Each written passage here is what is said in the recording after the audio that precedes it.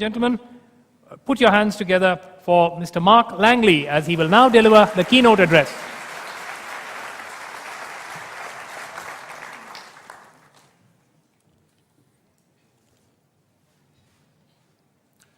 Okay, it is on. They had it timed right. So I just want to, before I start, echo Kartik's remarks around the volunteers. That's one of the things I wanted to do before I started, which is recognize the volunteers that have really developed and are going to pull off an amazing conference on your behalf. Volunteers at PMI are really the lifeblood of the organization. At every level of the organization, from our 15-member board of directors who are volunteers, to the chapter leaders, to a community of practice leaders, to those who help us develop standards and certification, they're really the lifeblood of PMI, and they're the energy, they're that adrenaline in the volunteer side for the organization. And it's really important, the role that they play, and we don't want to underestimate the contribution that they made to this conference, but really to the whole year of activities at each of the chapters that they support here in India and around the world. There's 270 chapters in PMI, just to give you some perspective. I also like the way they tied in the organized adrenaline theme. So that's part of our brand position that our team developed a couple years ago to kind of reposition project management, but also PMI in the professional aspect in organizations from a management standpoint. Another critical aspect of that, which is really related to the theme of the conference, is the concept of competitive advantage, right? So many of you work for organizations who have competitors that do exactly the same thing. So whether you work for a large systems integration firm where you have multiple competitors, or whether you work for an engineering, procurement, construction organization, you have competitors that largely provide the same services. So sometimes when what you do isn't exclusive or unique, your competitive advantage is how you do it. And that's really the role that project and program management plays for organizations where there's a highly competitive environment, because the ability to execute and deliver in projects is essential to the success of your firm. You build more confidence in your existing customers, you gain more market share and revenue from the existing customers, but you also open yourself up to new customers, new products and services, because you can deliver on the promise that you've made. And that's really where project management plays a competitive advantage in organizations. So I think it really ties nicely to the theme of the conference. And I'm going to talk a little bit about an important aspect in organizations that is directly related to competitive advantage, and that's talent management. So I want to get started now that we have the slides loaded. So we talk about competitive advantage, we talk about talent management, we talk about staff development. It's really important to recognize the context that we're all operating in. So I grew up, I loved roller coasters. Maybe you loved roller coasters too. Most people do. But when they look like the image on the right, not so many people like it. That's about an 8-year graph of average GDP growth, actual for the years that are finished and projected by the Economist Intelligence Unit for the follow-on years. You can see it's been quite a roller coaster ride. That's the context that organizations have been operating in for the last 4 to 5 years. And when that's the operating environment, competitive advantage, being able to deliver to your customers is essential. It means a couple things. One is it means that there's a lot less growth to go around, right? So organizations are competing for a smaller piece of growth everywhere in the world. Now, this is the average. So I know that there's countries in Europe, because I was just there, that would trade their GDP growth for the 2% in the United States. I know, because I was just in the United States, that they would trade their 2% for your nearly 7%.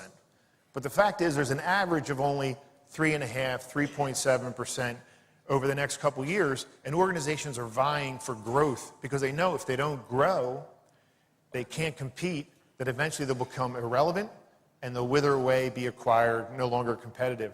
So this is an important aspect of growth as it plays to the ability in organizations to deliver and capture market share. PMI does research annually. It's called the Pulse of the Profession.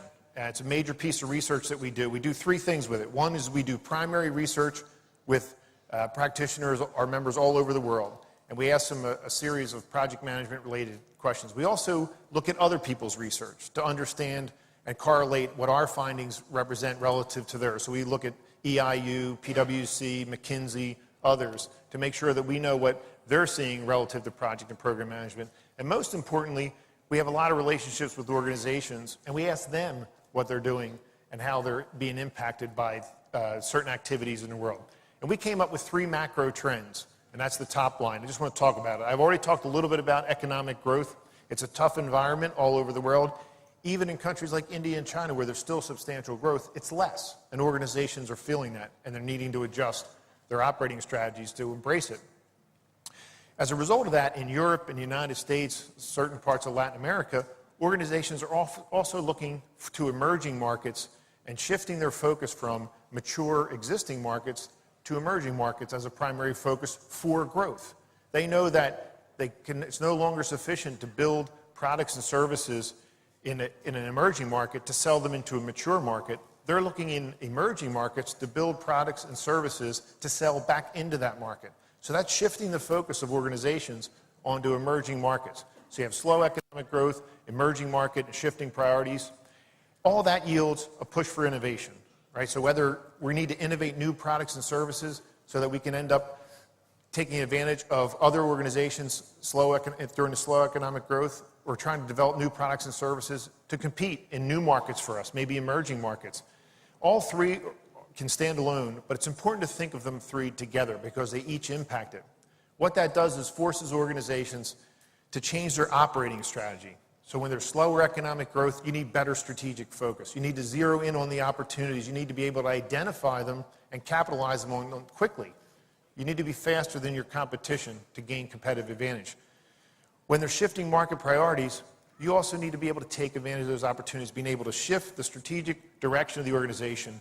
We refer to that as organization agility, and that's become a huge topic in organizations over the last couple of years.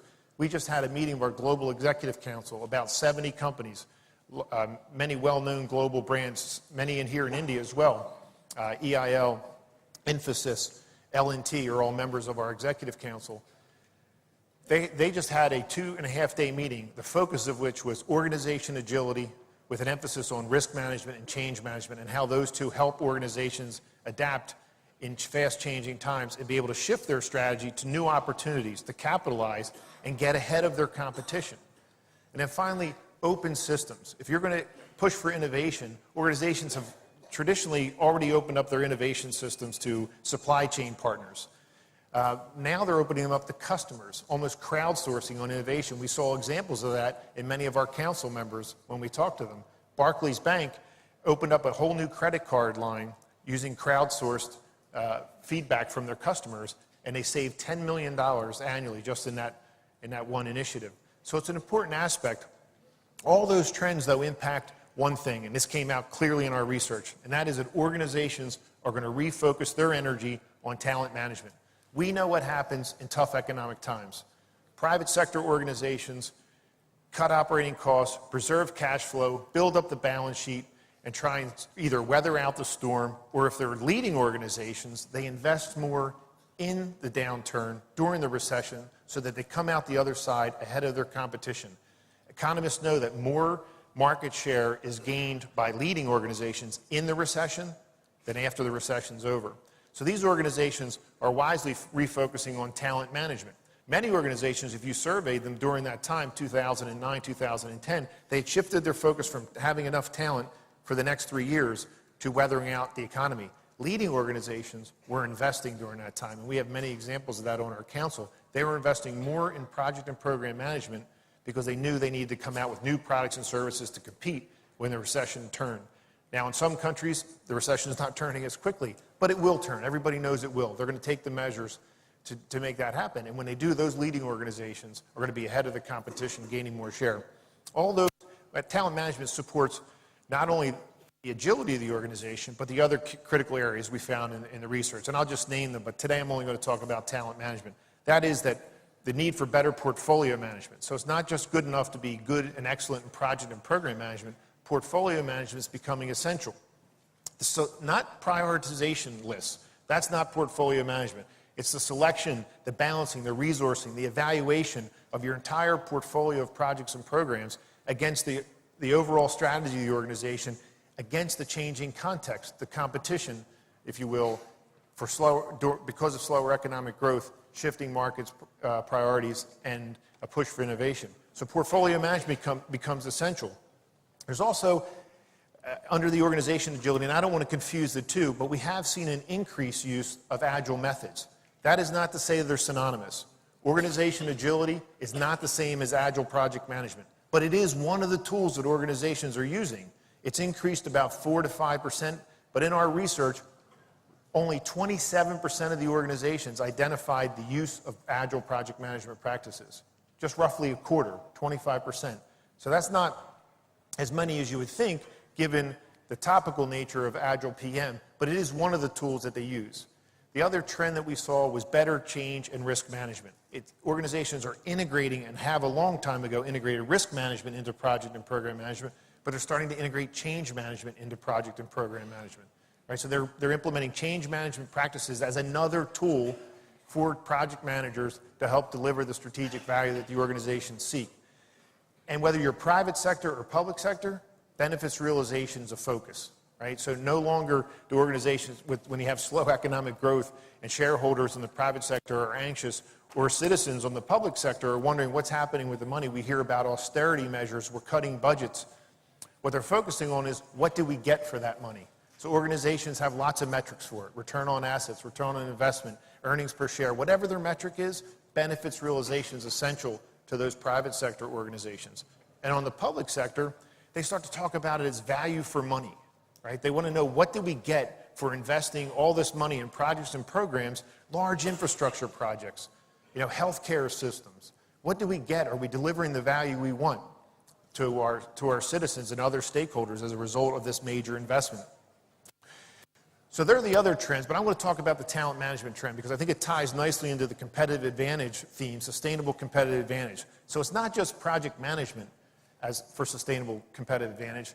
It's qualified project and program managers for competitive or sustainable competitive advantage. And that's because organizations have told us they're going to renew their focus on project management to gain competitive advantage. They see it as an advantage. They will be able to compete with their customers because they can deliver more reliably and more consistently. Not surprising, so if we refocus it on project and program managers, we asked PMO managers in that same research what the top success factor was, and they said it was the skill of their project and program managers. Well, that could be a little bit of finger pointing, saying, I need you to do your job, but the reality is, the more trained, the more capable you are as a project and program manager, the more likely the organization can deliver that value. And the question is, how prepared are you, right? We're here for a couple-day conference to start on that journey or continue the journey if you've already been on it, but how prepared are you for it? And there's some good news, but there's also some bad news. The good news is we sponsored a survey with Anderson Economist Group. It's a group of economists. We had them look at 11 major economies and all the projectized industries in those economies. And they found that there'll be 1.6 million jobs each year for the next 10 years created in project management. Not all project managers, but project-related jobs. So people working in projects. That's a huge number. In India alone, it's nearly 400,000 a year, every year for 10 years. That's great news. The bad news is there's not enough of you. There's not enough qualified project managers to deliver what organizations need. That's what they've told us. All of our research points to that. All of other people's research points to that. So we have a huge challenge. We have a huge gap. Not only do we do not have enough project managers, we have more opportunities being created every year for the next 10 years. So it's both good news and bad news. And we think about what the organizations need, right? How do they going to help you prepare? How are you going to prepare?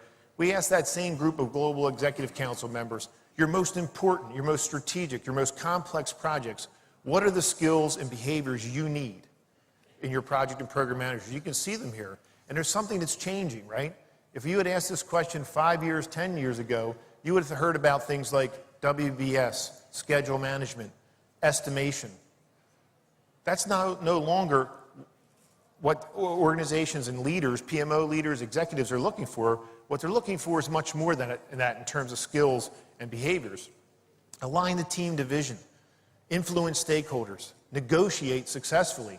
These are core management skills. These aren't just core project management skills. Somebody has a hand up. I see myself. I don't know. I can't see. Is there a slide over there? Okay, I'll pause for a second to see if they can get, there you go. So I'll give you a chance to look at it. But so we asked our global executive council leaders what the critical skills were and behaviors for successful programs on their largest, most complex. So think mega projects. And you can see the list.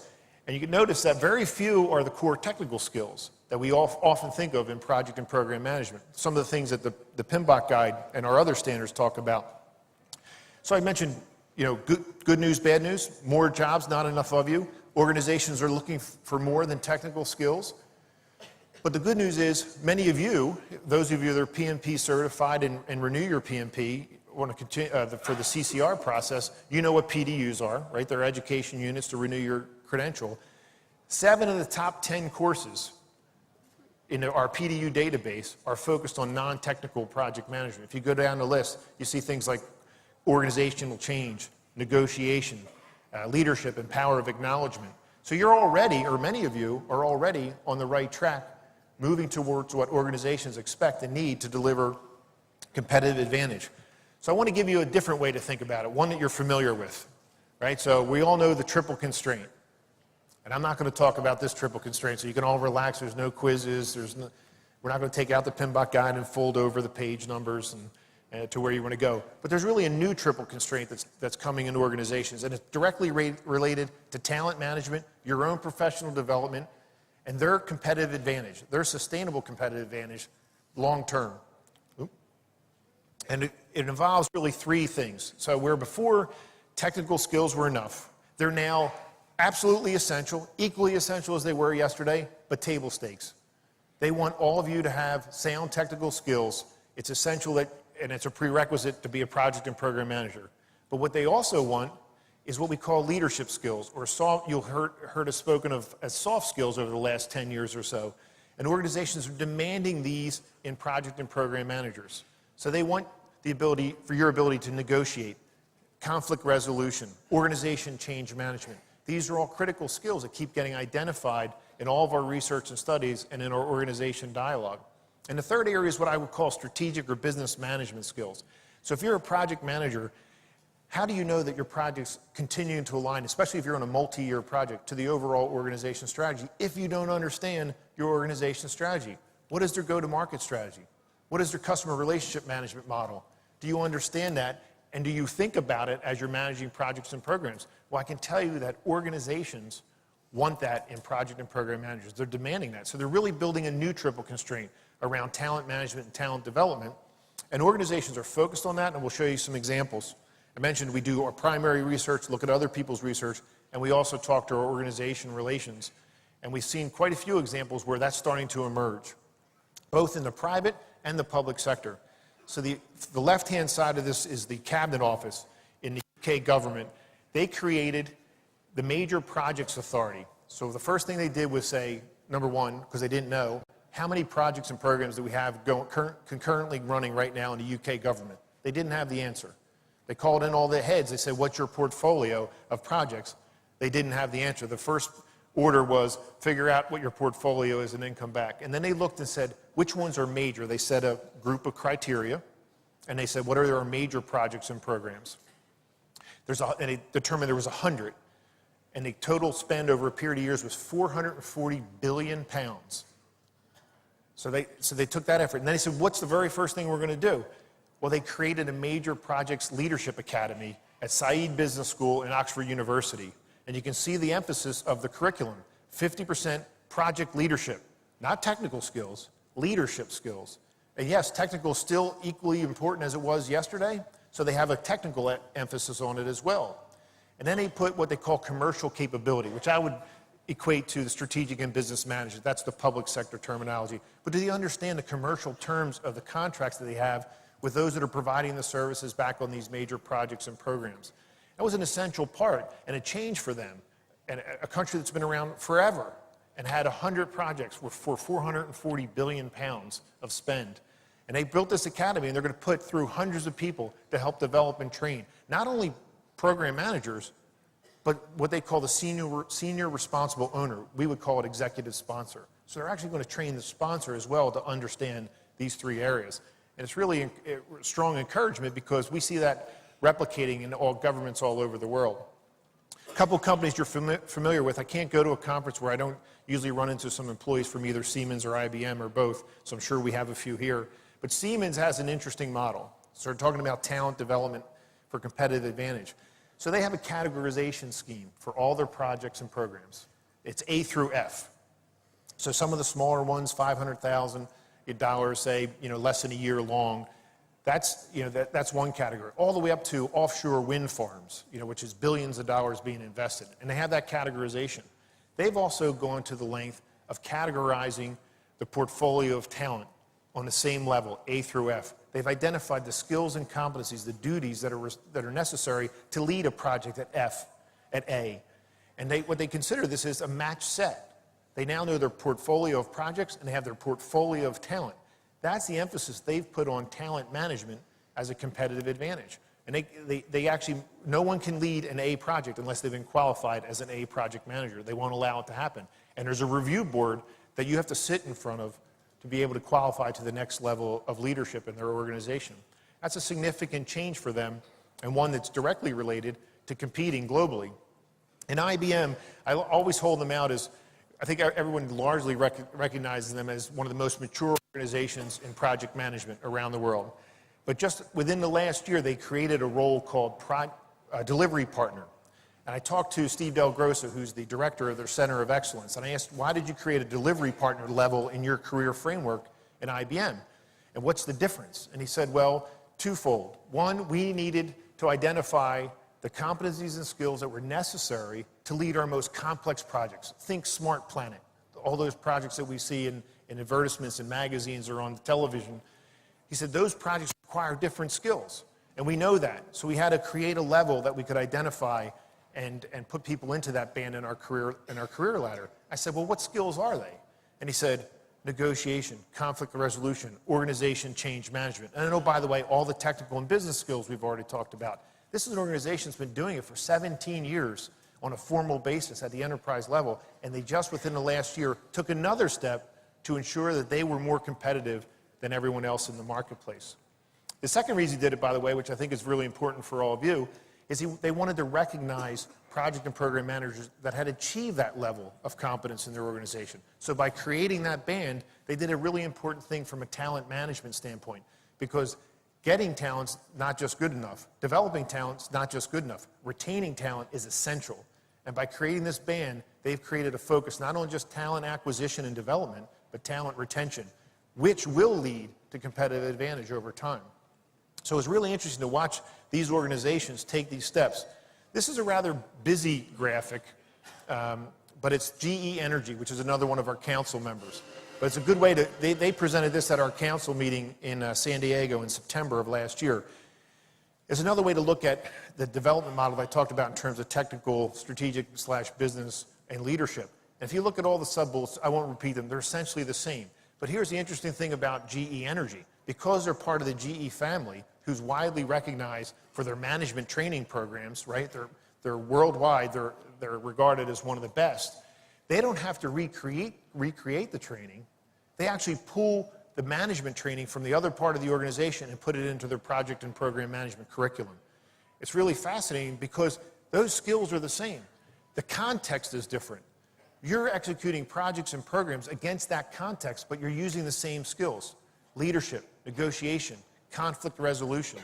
These are what organizations are looking for, but they recognize the context is different for you.